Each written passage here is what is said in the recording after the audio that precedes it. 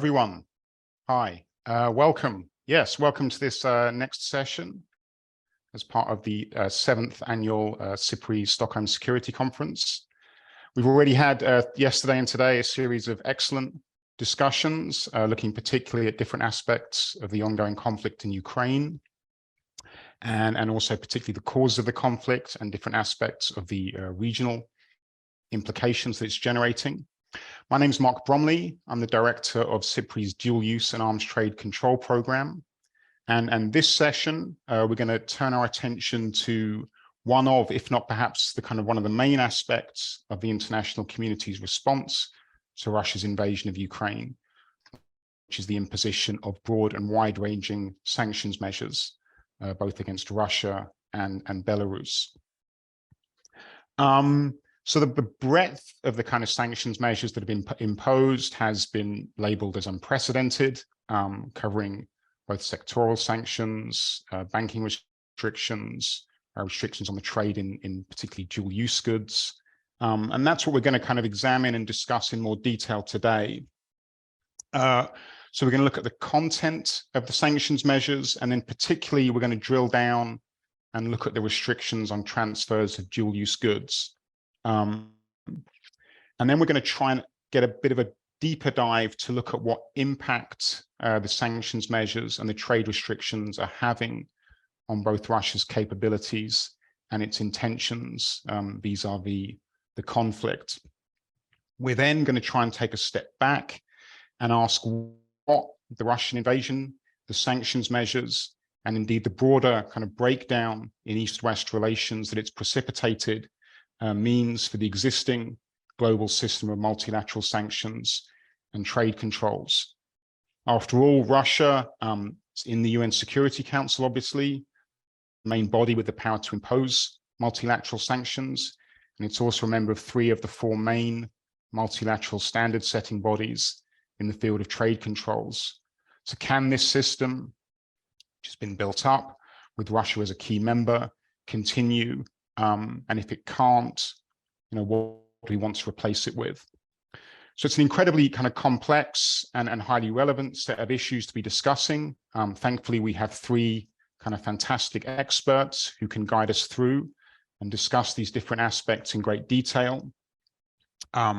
We have Dr. Erika Moret, who's policy director at the Swiss Center for Policy Engagement and also a senior researcher at the Graduate Institute in Geneva. She's a well-renowned expert on sanctions, global security, and humanitarian affairs. And among many other things, she's provided policy advice and evidence on sanctions to the US State Department, the US Treasury and US Congress, as well as Global Affairs Canada and both houses of the UK Parliament. We also have Dr. Maria Shigina, who is a Diamond Brown Research Fellow for Economic Sanctions, Standards and Strategy at the International Institute for Strategic Studies, IISS. Her research has been widely cited in the New York Times, Washington Post, Financial Times, Wall Street Journal. And if you haven't read it yet, had a very excellent analysis of the topics you'll be discussing today in Foreign Policy just a few weeks back. And then last but not least, we have Kevin Wolf, who is a partner in Aiken, Gump, Strauss, Hauer and Fels LLP's international trade practice, and also between 2010 and 2017.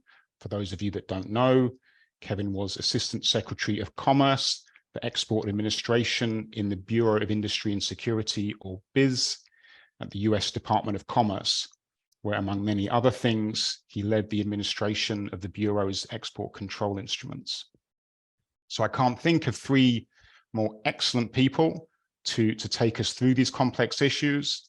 And with that, I will turn, well, what we're going to try and do is we're going to have 3 kind of 10 to 12-minute presentations by each of the speakers, and then we'll open it up to a Q&A.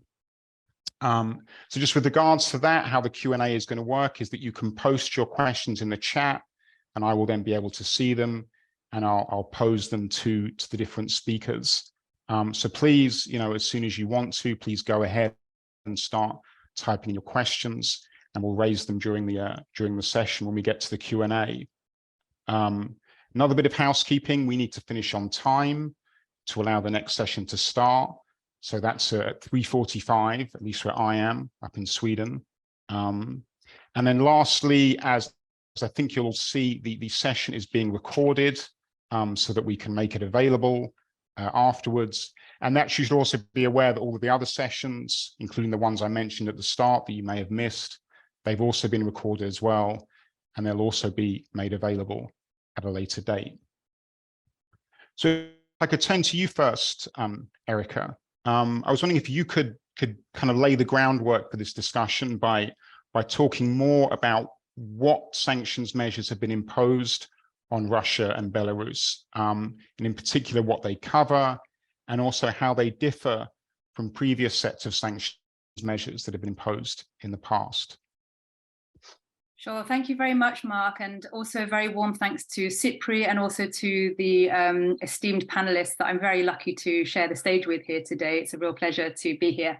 So as you said, Mark, what I'd like to do is talk a little bit about how sanctions have evolved in the Russian and Belarusian context, how this fits into shifts in the global sanctions landscape. And here I'll draw on studies I've been involved in, as well as many others over recent years and decades, crossing a number of different countries and jurisdictions. And also I'd like to outline a few key challenges and emphasize how the current set of sanctions are similar to, or indeed distinct from, those surrounding export controls on dual-use goods. So a quick overview on the sanctions on Russia. And I know that Maria and probably Kevin as well will go into more depth in their presentations. So what we see in the case of Russia are a set of very broad sanctions that have been imposed over the course of the last, let's say, 10 months since February, that built on a series of already rather broad sanctions that were imposed since Russia's first invasion of Ukraine since 2014, 2015 and onwards. Right now, they constitute a combination of asset freezes, travel bans, diplomatic bans, prohibition on the provision of funds. They include restrictions on access to capital markets, which are intended to erode Russia's industrial base.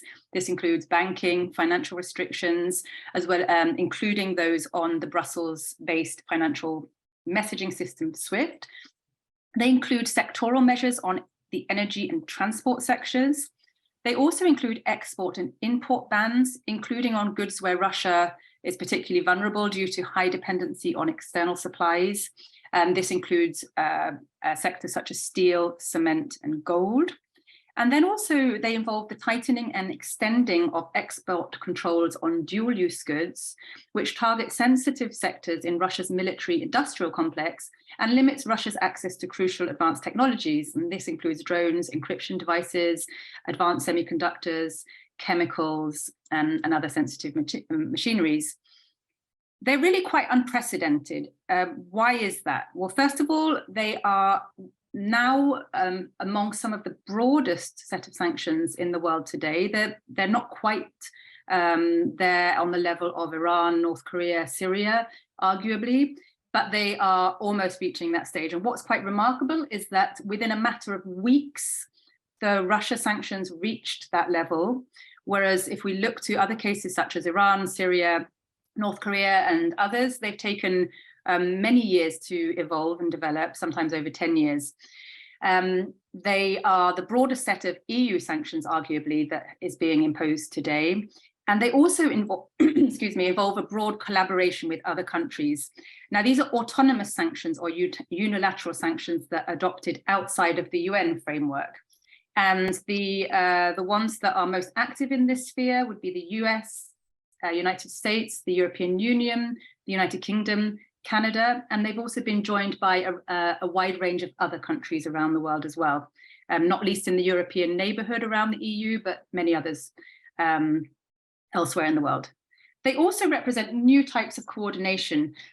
We see, for example, the Russian elites, proxies and oligarchs Repo task force, which is composed of the G7 countries, Australia and the EU.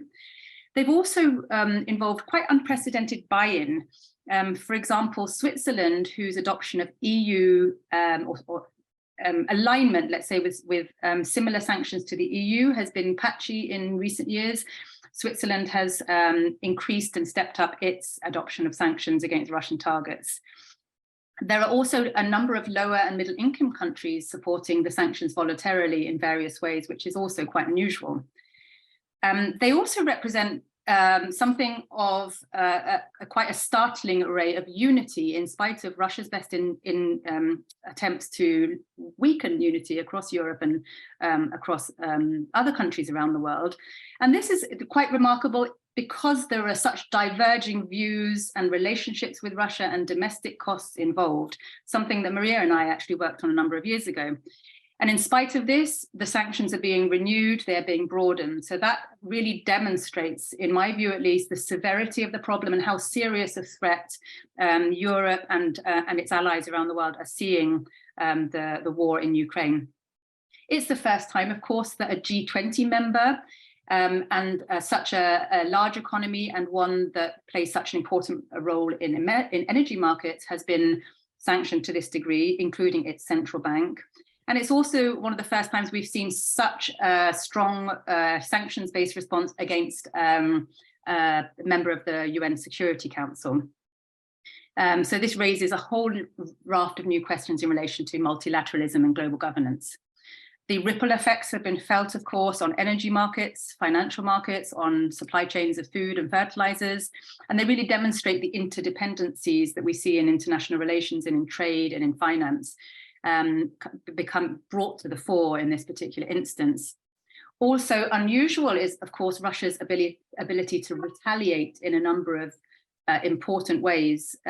First of all, there are the long-standing use of agricultural controls that Russia has employed against many of its neighbors in recent years in response to actions deemed to be unappealing or unacceptable by the Kremlin. Also halts to gas supplies.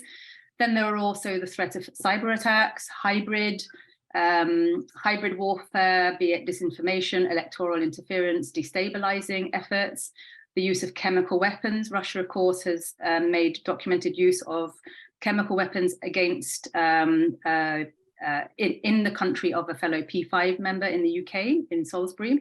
And then, of course, the various nuclear threats that we know well about. The fact that that many countries around the world are still willing to use such a broad raft of sanctions in spite of all these risks emphasizes how much weight is put on the sanctions and the export controls in light of their expanded scope, and in the hope that they will contribute something to the situation alongside a number of other policy tools and processes and diplomacy and so on. They also are unusual because they're marked by a new transatlantic debate on asset confiscation and the use of funds, for example, to support reconstruction or humanitarian efforts in Ukraine. And finally, they're unusual because they're marked by a voluntary boycott of private sector firms around the world who have boycotted Russia in a variety of different ways. Now, this isn't always because of the sanctions, but it's often closely linked to the sanctions, and it serves to amplify the effect of the sanctions as well, and will have long-term impacts.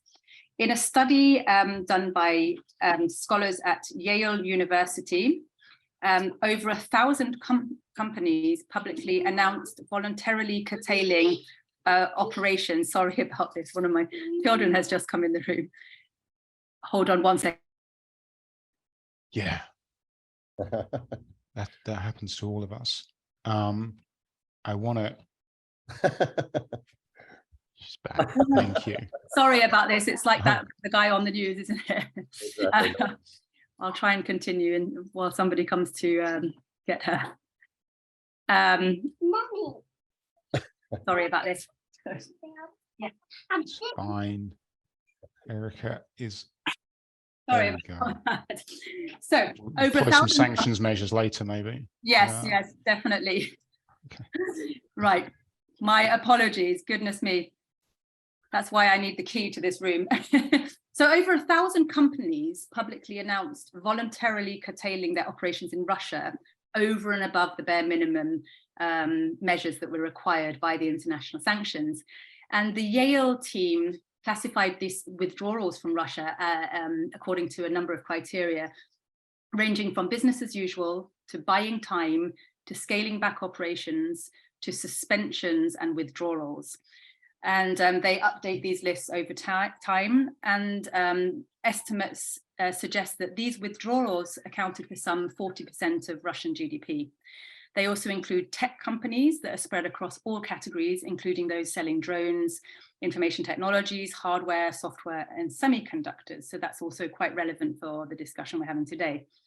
And the withdrawals vary from full withdrawals to some more symbolic moves, while some companies have completely continued their operations as normal.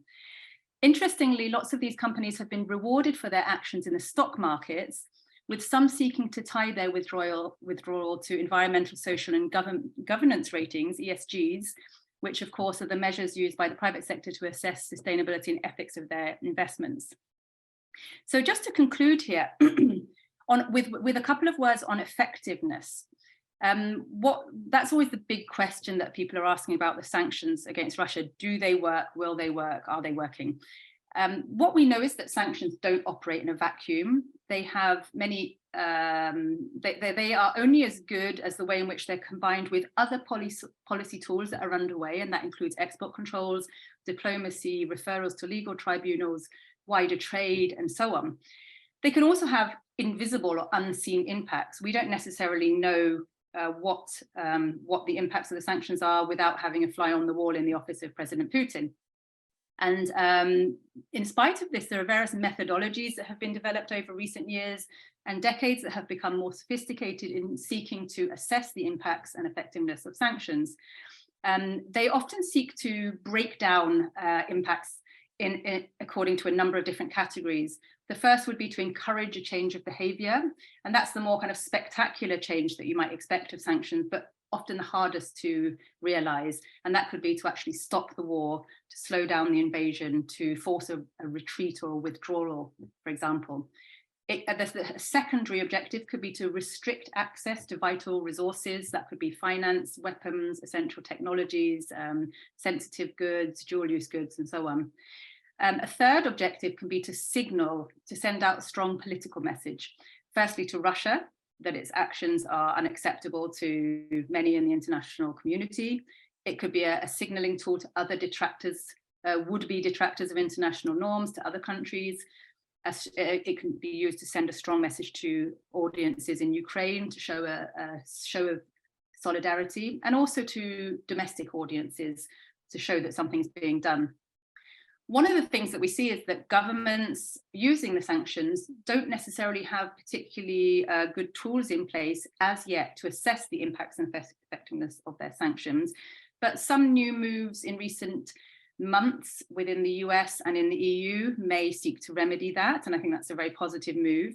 And I think the really big consideration here as well is that economic damage that can be caused by the sanctions, that's to say the more punitive side of the sanctions, does not necessarily equate to political change on the ground. So I think the really key thing here is to try and work out how to maximize effectiveness while minimizing any kinds of spillovers to international trade and finance, and really keeping the focus on bringing about forms of change as part of a wider strategy. So I'll stop there, and apologies again for the short interruption in the middle. Thanks. That's fantastic. No, thank you. And that's a great kind of overview of the kind of range of sanctions that have been imposed, and also I think flagging a lot of issues, particularly the question of impact and effectiveness, that hopefully we can delve into more in the Q&A. So with that, I would then turn to you, Maria, and to ask you if you could drill down a little bit more into one of the issues that Erika kind of touched on, which is the trade control aspects of the sanctions, particularly the restrictions on transfers of dual-use goods. If you could map those out in a bit more detail, and also to the extent that we can, given the fog of war and other kind of caveats, say something about what kind of impact we think they're having on Russia's capabilities and its actions in the conflict. Thank you. Sure, it's my pleasure to join you, and thank you for the invitation. I'll continue with the theme of how unprecedented and comprehensive sanctions are, because it's truly the key theme here, and it's worth highlighting it more and more. The West has imposed unprecedented sanctions on Russia in terms of swiftness, scope, and unity, as Erica has pointed out. So, and that applies to export controls as well, right? So it's not just a greater scope of items that is now being restricted, is much more granular than that. We're talking about novel and complex export controls, plus we have this broad international coalitions that are rarely put in place in such swift manner. So before the invasion, export controls were mainly applied to a limited scope of dual-use goods and military items. And it's for the first time since the end of Cold War that allies and partners agreed to expand the scope of sanctions beyond traditional multilateral export controls regimes, which are mainly about non-proliferation. And before I zoom in on the exact types of export controls that have been put in place, it's also important to flag out the strategic intent of these controls, because that also links us to the impact of sanctions and export controls, how to measure, how to evaluate it. So unlike 2014, the intent was rather modest, and I think realistic, is to constrain Russia's ability in terms of technological ability to resupply, to get access to these critical materials. And Russia has been traditionally highly reliant on this Western technology, and also economically, which Erica pointed out before.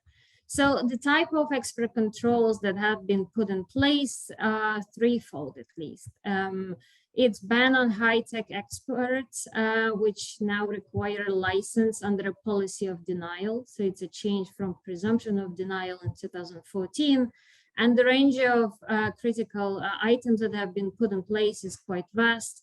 Again, somewhere where Russia doesn't have domestic production, such as microelectronics, telecommunication items, sensor, navigation equipment, avionics, marine equipment, and aircraft components.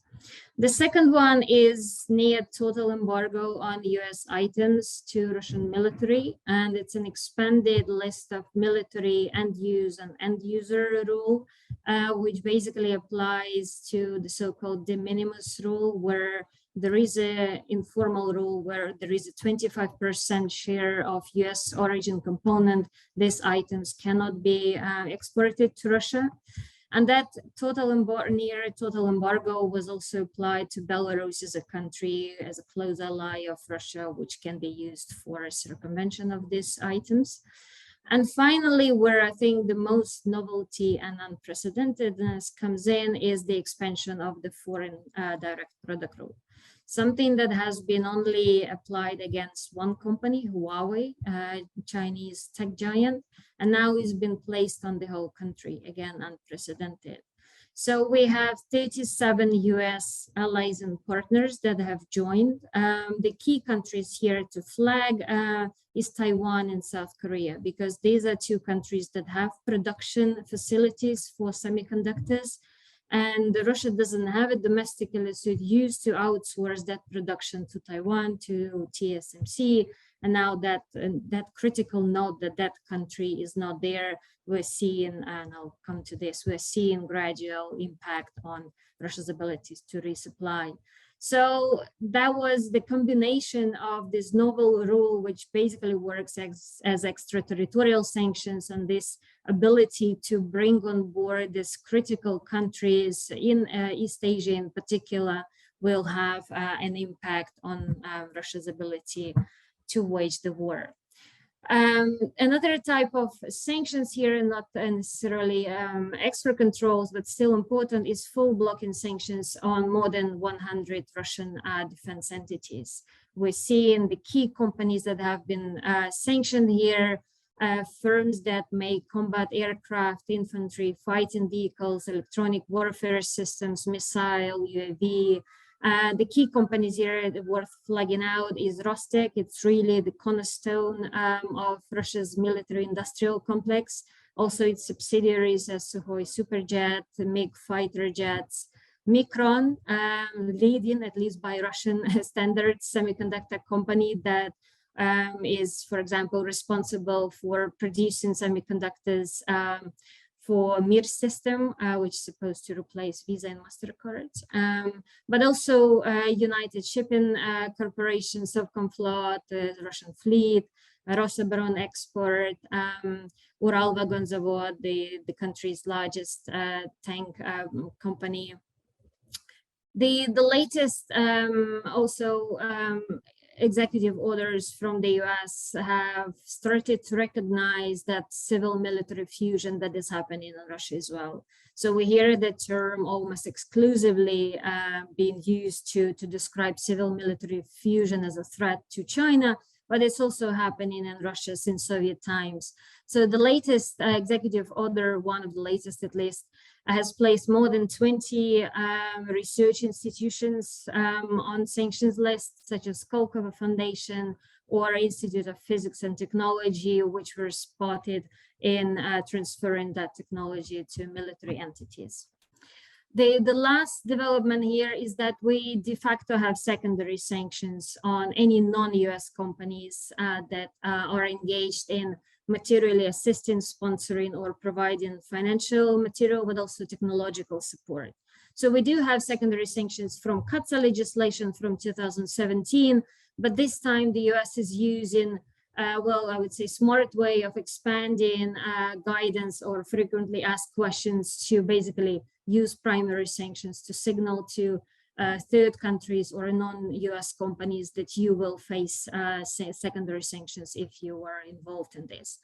And this latest development also extends these sanctions not just to Russian military industrial complex directly, but also to private military companies, as a reference, for example, to Wagner Group, which is also strongly engaged in the war in Ukraine.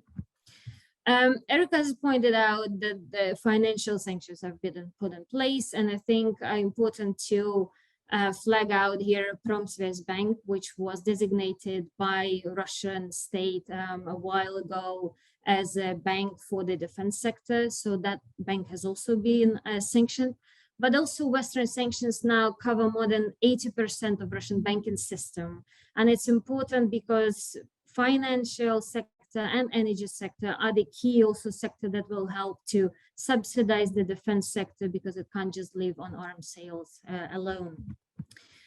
And the new development here that is also worth flagging out is this sort of proactive behavior from BIS and other authorities here is to be preemptive in prevent any sanctions circumvention. And there have been quite a lot of developments here. For example, Bureau for Industry and Security, together with FinCEN, with Financial Crimes Enforcement Network, have been issuing guidance to help the private sector, particularly smaller companies who might not have big due diligence departments, compliance experience, how to prevent any export controls evasion, the so-called transactional and behavioral red flags. And I think for the first time there have been, a table has been issued as they call commodities of concerns, that type of items that can be subject to circumvention.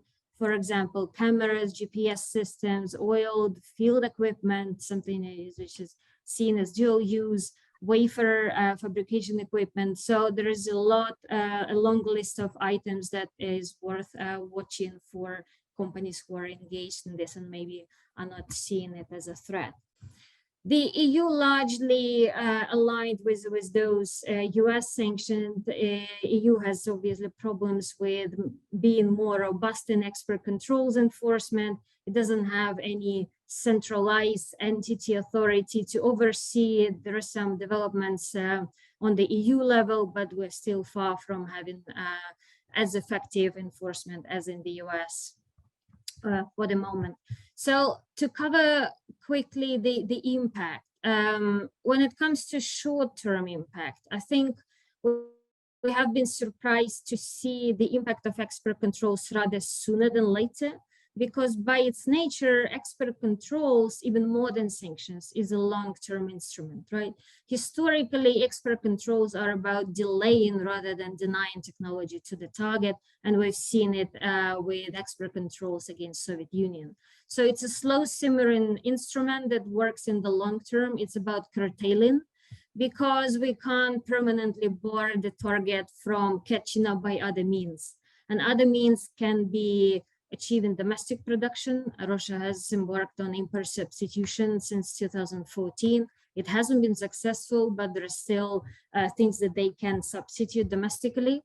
It's by evading controls via third countries, and we can discuss this later, and also by getting help from control-busting Western companies.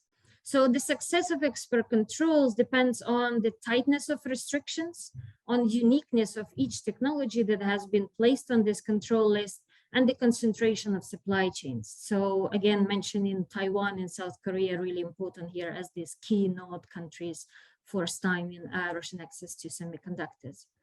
But also when it comes to assessing impact on the Russian defense sector, we need to say that that's particularly guarded sector. So its securitization trumps everything here. Russia is really vigilant to release any information. So we can have some smart speculation on what has been affected by this until we have better information. So from the BIS recent report, we have first glimpse of impact on Russian defense sector. And it also depends on the level of stockpiling. So as I said, it looks like that the impact has kicked in earlier than it was expected, primarily because the war in Ukraine has been something that has been made, the decision that has been made by basically 1, 2, 3 persons. So companies haven't been maybe preparing for that as much as they could have been done. And we also see in Russia is increasingly resorting to the use of Soviet-era defense stock as tanks and other equipment. And the fact that Russia is now resorting to Iran, to North Korea to resupply weapons, but also even to ask North Korea to make uniforms, not necessarily high-tech, but still worth mentioning.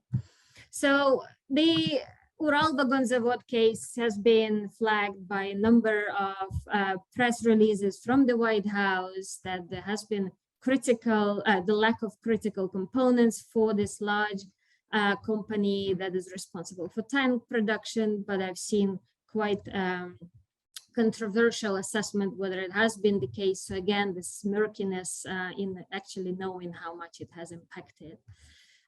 When it comes to semiconductors, again from the White House press release, we know that the imports of semiconductors have dropped by 70%, and that has affected a wide range of weapons that Russia is producing. For example, Russian hypersonic ballistic missile production has nearly ceased due to the lack of necessary semiconductors.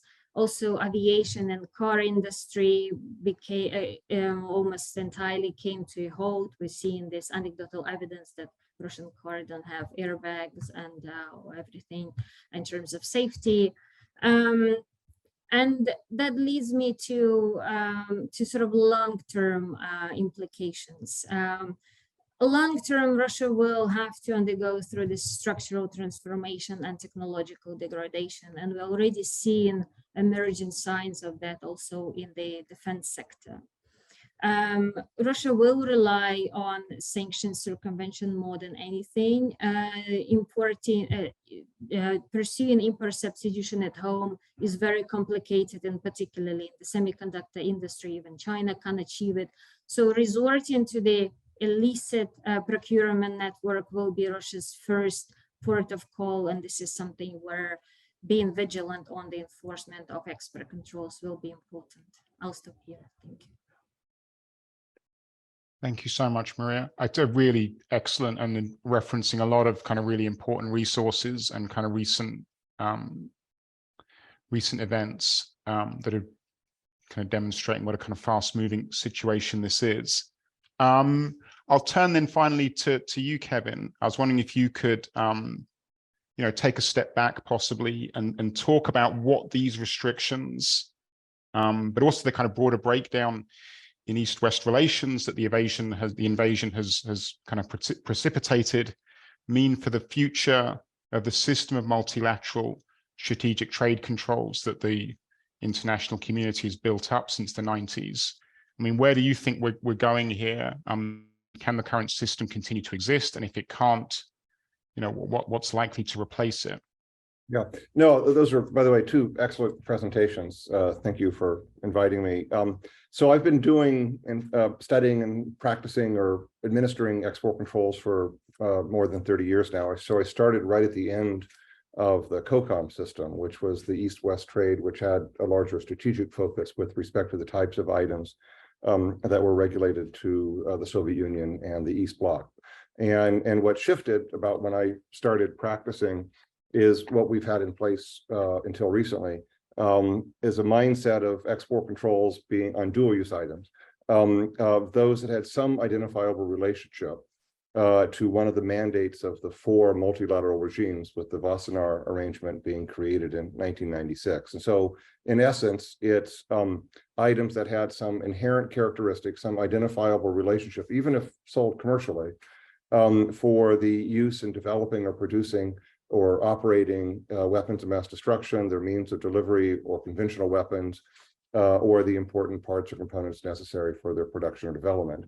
And the mindset was that, and the scoping of the regimes, of which Russia, by the way, as you mentioned, is a member of all 3, is that if an item had some inherent characteristic, it should be regulated. If it was for a commercial application, it should generally be approved unless there was a risk of diversion for a military or WMD application. And economic considerations didn't factor in. The mandates of the regimes prohibit country-specific controls to take into account particular policy issues on individual countries.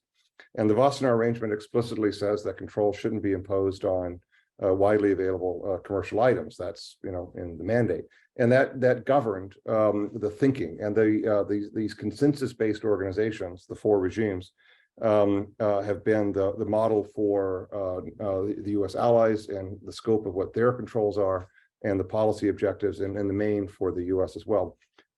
Starting really about the time that I was in the government, but it didn't really begin until 2017, a much more fundamental and public discussion began about what really is the purpose and use and role of export control. Should we start thinking about controls in a more strategic way? Should we start moving away from just the non-proliferation focused approach of the 4 regimes and the existing policies?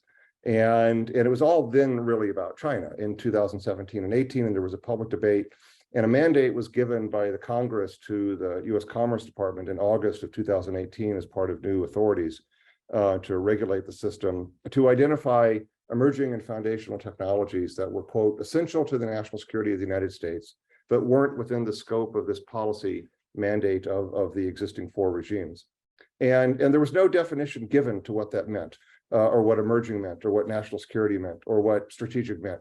And the Trump administration didn't define it either. It did a lot of unilateral actions responding to issues pertaining to China that were outside the scope of the traditional dual-use export control objectives. The Biden administration came in, maintained the existing Trump policies, but never really articulated what a broader role should be for export controls until, as was well described in the previous 2 sessions, the response to Russia's invasion of Ukraine. And for the first time since really the end of the Cold War, not only the US, but importantly allies broke outside the mandate and the limits of those 4 regimes in terms of the policy role and purpose of export controls into strategic objectives. So all the discussion about, for example, commercial semiconductors or commercial civil aircraft parts, which are the subject of not only US, but controls of 37 other countries, in order to degrade Russia's military by cutting off even basic commercial items that are nonetheless important, is completely new and broke the mold. Now, about the thinking of export controls. The problem is none of the regimes can have as a mandate to impose controls over those types of items for strategic reasons that are country specific. And particularly so since Russia is a member, as you mentioned, of 3 of the 4.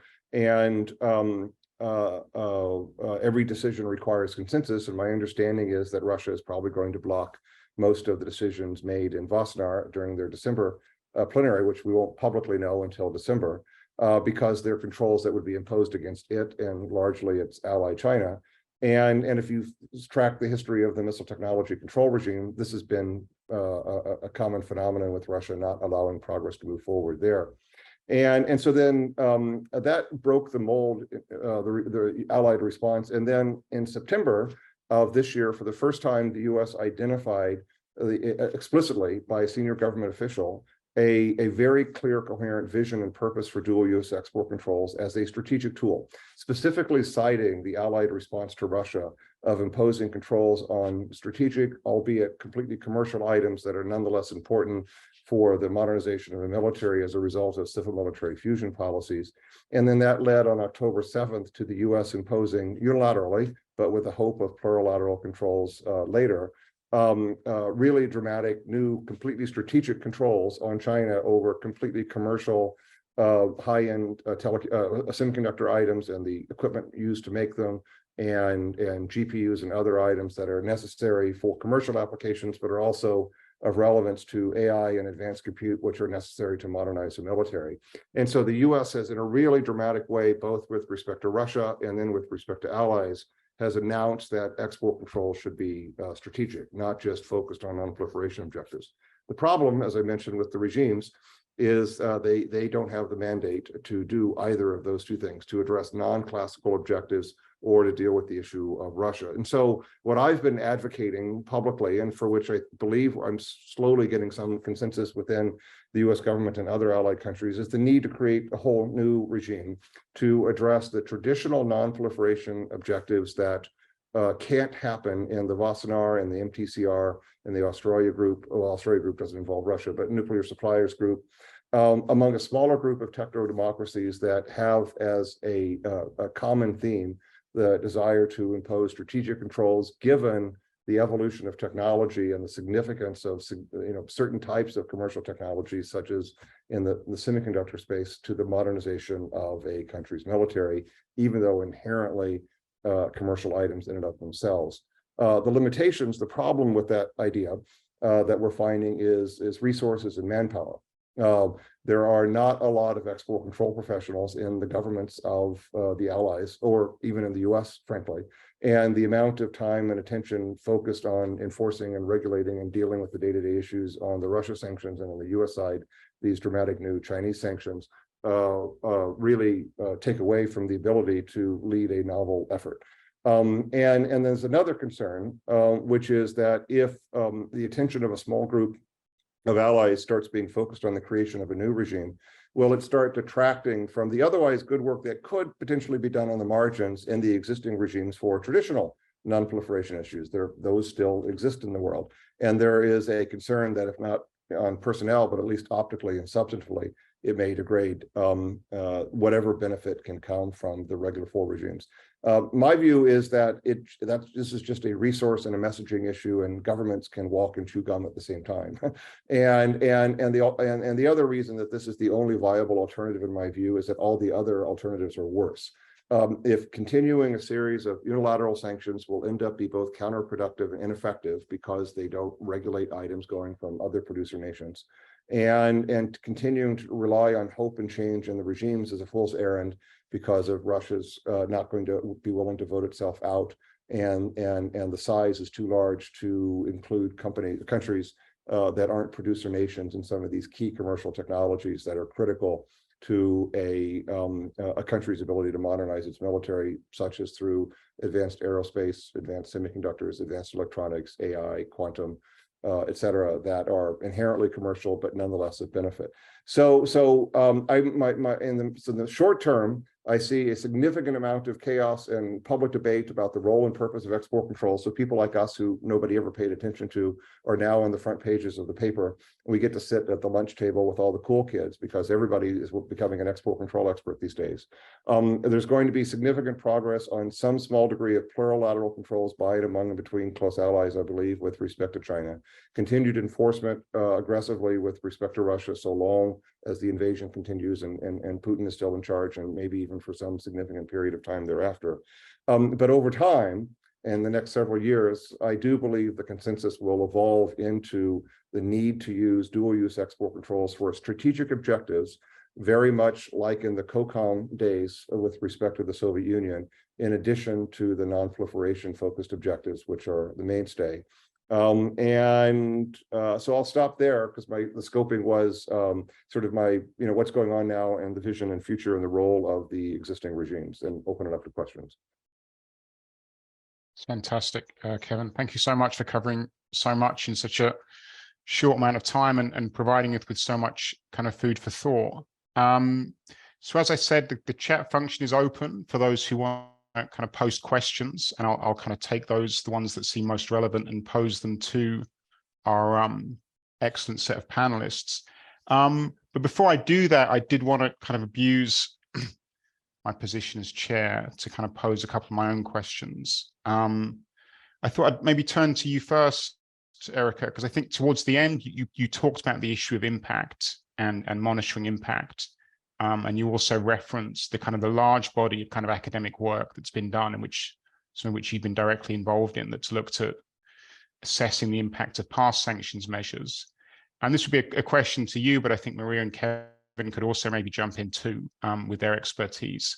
But could you say a bit about what you think we've learned from past research, from past cases, that can inform what we can expect in terms of the impact that these sanctions are likely to have, but also going a bit beyond what you talked about, the likelihood that this coalition of states that have imposed these measures is going to continue to hold together?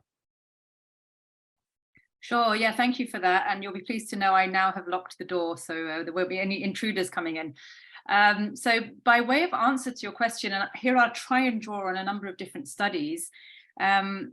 So I'll give an example, first of all, on a set of studies that I was involved in running with a multidisciplinary team, where we sought to assess the impacts and effectiveness of the first few rounds of sanctions between 2014 and 2016.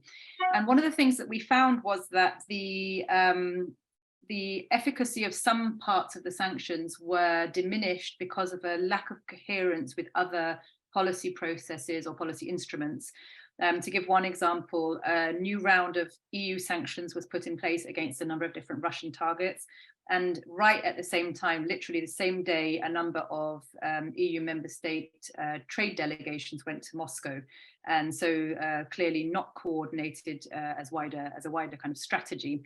And so that's what we see elsewhere, is that combining sanctions and indeed export controls with other policy tools and instruments and processes is really important. But it's not always done because of clear challenges in working across different government departments, different institutions, and so on. Coordination across countries is a really important one, partly because of the symbolic political message that it puts across, but also because it helps to avoid the target filling gaps with new, say, trade partners, or working with other countries or groups to engage in sanctions busting or evasion. So that's important. Some studies have suggested that countries that are more integrated into the world economy are more easy to sanction effectively. So that's a positive in the Russian case. Those that are imposed quickly, so sanctions that are put in place swiftly, are often more effective. So again, that's a positive. But those that are, tend to be more effective tend to be of shorter duration, just a number of years, not these long protracted sanctions regimes that we're seeing as a kind of norm, as a normal, the new normal in many cases. The ability to control for unintended consequences is also really important, particularly because in an authoritarian or autocratic regime where the media, state media, could be controlled and access to independent media can be more difficult, there can be very strong messaging, disinformation, propaganda, and so on that can promote the idea of a common enemy, scapegoat economic woes, and blame them on sanctions when actually the war or other factors could be to blame. And this kind of negative messaging about the sanctions and their impacts either on ordinary civilians or access to global trade and finance is also important because it can lessen support for the sanctions and export controls by third countries, particularly lower and middle income countries that might otherwise play a crucial role in supporting the wider effort. That's fantastic. Unless Erica or unless Kevin or Maria would like to come in on that, I'm seeing something. Yeah, some questions are coming through on the chat, and this particularly one that concerns transfers of kind of components that can potentially fall outside the scope of even the very broad sanctions measures that have been imposed to date. Maybe this one for you, Maria. I mean, essentially what we seem to be seeing, obviously many of us have seen the reports by RUSI, by Conflict Armaments Research, where they've gone in and had access to some of the Russian military equipment that's been used in Ukraine.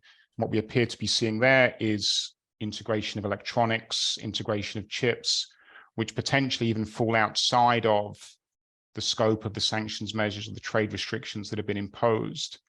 I mean, Maria, how do you kind of assess those reports, and what do you think could be a kind of an effective response there to kind of close those gaps and capture items which potentially fall even beyond the lists of items that have been controlled to date? No, indeed, this first report gave us the glimpse into what's happening and how Russia is coping. So they have been quite a food for thought for future analysis in terms of the impact of export controls in the Russian defense sector.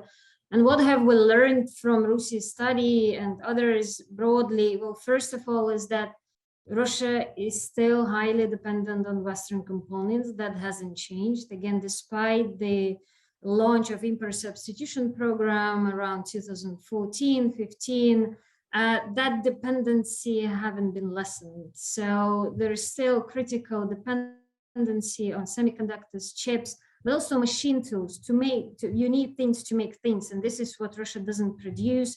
It's still used to import a lot of those machine tools from Western companies. It has recently reoriented the trade routes for machine tools to China, Belarus, but that also comes with quality, as always. Those of lesser quality tools, so it also affects then the end products. Ukrainian sanctions have been also surprisingly effective. They haven't been talked about much as they probably deserve, but Russia has historically been quite reliant on supply of these Ukrainian sanctions, Ukrainian goods such as helicopter engines, gas turbines, others. So we're seeing that with the latest analysis by RUSI and others, that Russia is still vulnerable to this. And that is, I guess, the venue for Western countries to double down on the same weak spot for Russia through sanctions or export controls. We're seeing that the drones, tanks, cruise missiles have all been using this Western critical components. And they all come almost exclusively right from Western countries, the US, Japan, and it's never China. That everyone talks about China substituting those items for Russia. We haven't seen any systematic effort for this, and we can talk about this a bit more. And it also has highlighted to us, again, the problems of enforcement when it comes to export controls, probably even harder to do so than with sanctions because of fraudulent licenses from shell companies that can be used in murky jurisdictions as Vietnam, Hong Kong. Now the Gulf countries will be also prominently featured here. And again, this is something Russia has been involved since Soviet times. Back then, Austria and Switzerland have been those key countries through which Western technology has been rerouted. Now we have different countries being involved. So the RUSI study, for example, showed that at least 90 different types of components have been subject to US export controls. And those are mainly about the porous 2014 sanctions. We haven't seen any explicit evidence about the latest export controls. So I think that's something also worth flagging out, that this is for the impact of this, we still need time to really unfold to see it.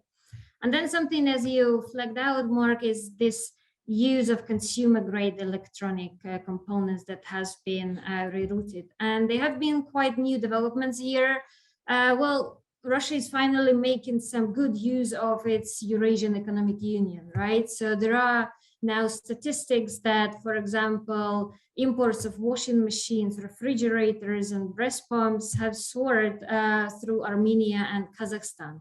Something that for the EU is really hard to control is re-export of this consumer goods, or even if it's dual-use goods. It's a really weak spot in the EU export control system. We can't say that all of that is used, obviously, in weapons system. That would be quite an exaggeration. It would be wrong. But we also can't discard it that it wouldn't be happening when there is a global shortage supply plus sanctions that have been imposed on Russia. Also, Turkey has been spotted as another country where re-export of machinery and equipment has been happening.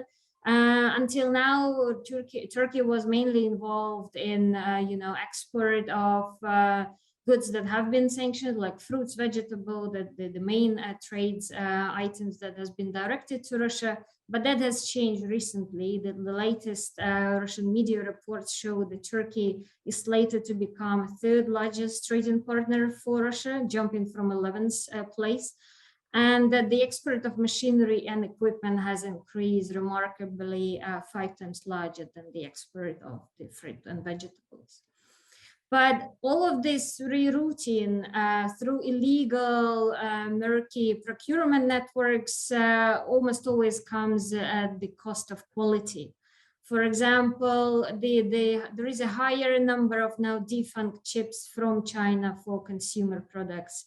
It has jumped from 2% to 40%. So it's almost every second chip that you receive from China will be a malfunctioning chip. And that also has then an implication on the battlefield if those consumer grade electronics are used. But paradoxically, right, we're talking about export controls and something advanced that will affect the high precision weapons. Well, Russia doesn't shy away from using less precise weapons, and they can still wreak havoc as much as some precise weapons in Ukraine, and that actually doesn't contradict Russia's military strategy in Ukraine. Fantastic. We've had quite a specific question about the kind of future of the regimes coming in, which I thought maybe Kevin would be able to answer. It's something you kind of alluded to, like the kind of the functioning of the kind of regimes. You mentioned the MTCR and Wassenaar. Like, do you think they're going to be able to keep going with Russia as a member? And then a kind of follow on to that, you've written about this, obviously, the kind of the potential for a kind of fifth regime. I mean, how would you respond to the framing of what's actually happening right now with regards to the sanctions on Russia as a fifth regime already up and running? I mean, we have one of the most kind of complex kind of coordinating processes of export controls that I've at least seen. Do you think this actually is a fifth regime already, just without a name, or do you think something more formal needs to be created? It is effectively a fifth regime, but I say effectively, and what I mean by that in the jargon, it's a plurilateral arrangement, which is individual unilateral authorities being done in coordination outside of a multilateral regime, but around a common vision and a common list of items and approaches to respond to broader strategic issues that have been well described in the previous comments. And that works, and it is working, and it's always just a matter of resources and effectiveness and enforcement. But and it obviously doesn't include Russia, so you don't have to worry about the consensus issues, but it's fragile. And it's fragile in that there isn't a coherent vision around it other than a direct response to Russia's invasion of Ukraine. As important as it is, though, it doesn't apply to the other non-classical issues that exist on the civil military fusion issues, particularly with respect to China. And I don't know how durable it is over time. It doesn't address the traditional regime issues that are being blocked by Russia's membership in the regime, with respect to the trade with the rest of the world. And so it's the very question is why I've been advocating for a whole new regime, in addition to, not to replace, the 4 regimes that addresses both classical non-proliferation issues that can't be addressed by a smaller group of producer nations merely because of Russia's blocking, and then the non-classical issues of how I defined as the strategic controls or strategic economic dominance objectives of countries. And also, what hasn't been mentioned is human rights issues.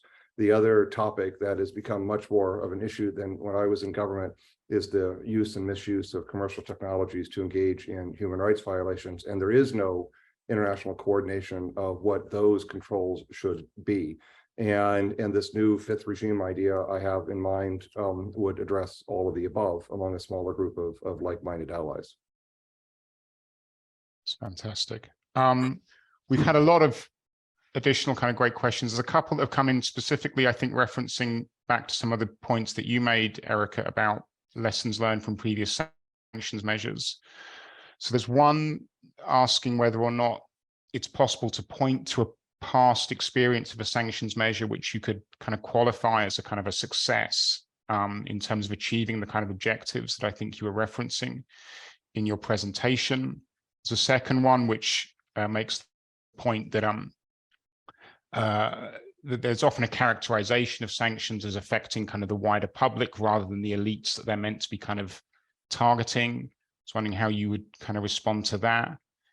And then thirdly, another great question has come in about the use of the assets that have been confiscated. Is there any precedent for using the kind of the Russian assets or Russian-owned assets that have been confiscated for helping with the reconstruction of Ukraine?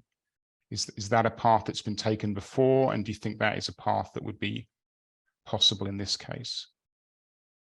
Thank you. Those are fantastic questions, and I will try to answer them. So in terms of clear examples of success, now as a sanctions scholar who's worked on the topic for around 20 years, I'm firmly of the view that it's really difficult to demonstrate with any full certainty what sanctions achieved over and above anything else that's going on in a particular context. And so some people frequently cite the cases of South Africa, or indeed Iran in the conclusion of when the nuclear deal was agreed, the Joint Comprehensive Plan of Action.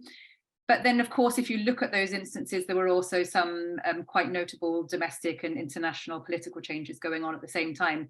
Some studies, though, however, I should say, really pinpoint a more nuanced understanding to success. And that's to say that sanctions appear to have played a really positive role in bringing warring parties to the table, in reaching peace agreements or more nuanced objectives such as ceasefires, in keeping to peace agreements, and a variety of other objectives. So I would say that there are many successes, but they're often not as spectacular as those that we might expect, really major shifts in policy. So turning to the area of unintended consequences, there are many types of unintended consequences that sanctions can have, including on ordinary civilians. And that's, of course, what targeted sanctions that were created some 20 years ago were seeking to mitigate. We now, of course, have a situation where there are some very broad sanctions regimes in place around the world, and they start to have impacts on ordinary civilians because of a number of reasons, but also on international supply chains. They can result in financial sector de-risking, which is where banks voluntarily pull out of certain countries. We can see over-compliance across supply chains in a variety of different private sector actors, also not-for-profits. And that's something that many governments around the world are working very hard to minimize right now. I personally am involved in various initiatives with the EU, the UN, the US government, Swiss, UK, and so on, who are working very hard, often behind the scenes, to mitigate and minimize humanitarian consequences of sanctions. And to turn to the Russia context, it's really important to note that there are no sanctions against food and fertilizers and so on, contrary to the claims of the Russian government. There are, of course, possible knock-on effects in other areas, such as insurance, financial sector de-risking, over-compliance. And that's where the international community is working together to try and minimize some of those impacts. And then the final question was on, precedent for the use of frozen or seized assets, which are two different matters, of course. something I'm not a legal scholar, so I'm not. The other panelists may wish to answer this question, but from my understanding, we have a few examples, but not really employing similar legal frameworks. So in crime cases, law enforcement, we see this kind of thing happening with mafia in Italy, for example. In the Afghanistan case, albeit using very different legal rationale and frameworks, we saw the freezing of the Afghan government's foreign exchange reserves in the US that were being held in the US and elsewhere in the world, and a decision that was made in US courts to make use of some of those funds to compensate 9/11 victims and also to provide humanitarian assistance to Afghanistan in a way that wouldn't go through the Afghan central bank. So this is really different context, so different legal underpinnings. But I think there's lots of good thinking going on about this in various fora at the moment. Fantastic. And then we've had another question, Maria, which I think would be kind of most suited to you, Maria, about the kind of the drones issue. It's referencing particularly the Iranian drones, which have been cited in use in Ukraine. So it seems like the kind of the broader kind of drone issue seems to be kind of raising questions about how exactly you restrict kind of proliferation through the use of export control measures. And that it seems like the kind of list-based approach, because the kind of technology being used is so kind of interchangeable with the kind of consumer world, there continues to be questions about the ability of export controls to kind of restrict the proliferation of that technology. I mean, do you think that's something that we see specifically with the world of drones? And if we can't control that proliferation through traditional export control measures, what other kind of avenues might potentially be available? Indeed, it shows that even countries that have been targeted by comprehensive export controls and sanctions regime like Iran can survive and can produce drones that can be used in other contexts. So again, it I think underlines only the difficulty of constraining the access to this technology. And as you said, Mark, it's evolving. So you can use chips which are used in the consumer sector for this type of equipment and still use it. So I think to me, it goes back to the discussion we had on civil military fusion, how to stop it, and whether it's a purely Chinese threat that is usually referred to, and whether it can be expanded. But so far, my understanding is that, we have this concept of smart sanction, that this type of consumer goods shall never be targeted. But we see that target states like Iran, North Korea will always show that they are willing to adapt, and they would be willing to cannibalize washing machines or refrigerator to adapt it. Again, it comes at the expense of the quality of that equipment, of precision, but whether it's striking civilian infrastructure in Ukraine or elsewhere by this means and that works, well, that's the limited impact that this equipment will have, but it's effective for what it's needed. So it's really hard to clamp it down. Again, underlines the difficulty of export controls to just deny the technology entirely. Again, it's about curtailing by delaying it, and enforcement here is again a very key issue. It's great that you mentioned enforcement there at the end. I thought that could be something we could turn to you on, Kevin. I mean, the picture we're painting is obviously that you've painted and that Erica and Maria have painted is a series of very rapidly expanding kind of sanctions measures, which creates obviously challenges for governments in terms of enforcing the sanctions, but also for companies in terms of implementing them. I mean, from your years of experience in government and then also now in the kind of legal sector, what do you think need to be the kind of main areas of focus going forward, both for governments that are implementing the sanctions and or the trade restrictions particularly, and the companies that are trying to comply with them in terms of doing that effectively?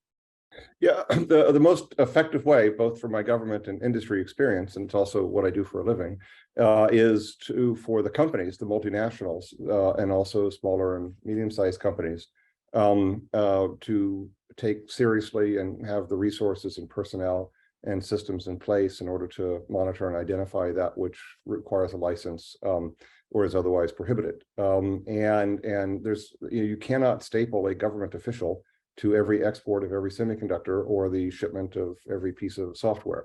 This just, obviously physically impossible, given that we're dealing with widely available commercial items with this new way of thinking.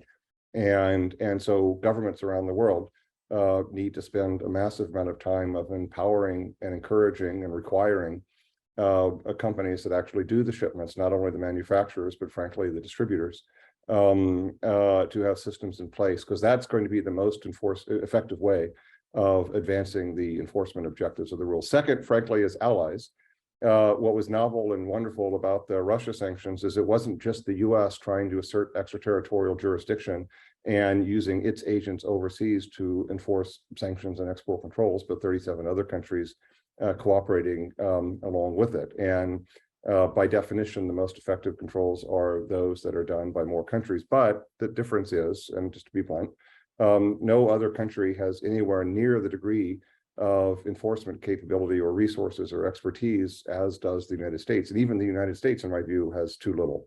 And what I'm referring to is at the Commerce Department, we have 140 agents who are law enforcement officials. They carry badges and have guns and have the power to arrest and conduct investigations. And all they do is one thing, is investigate export control issues and export control violations. And that's they're experts on. They don't get distracted by other law enforcement topics. No other country has anything like that.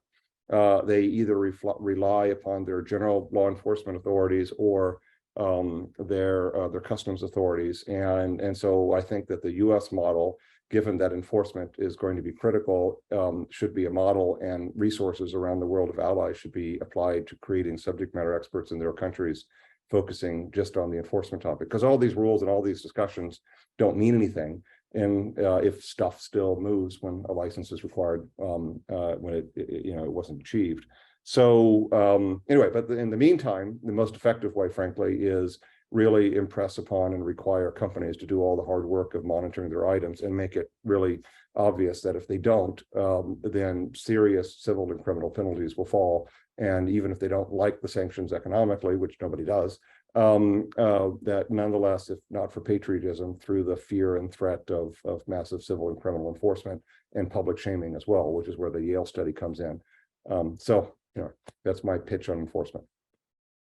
Thank you.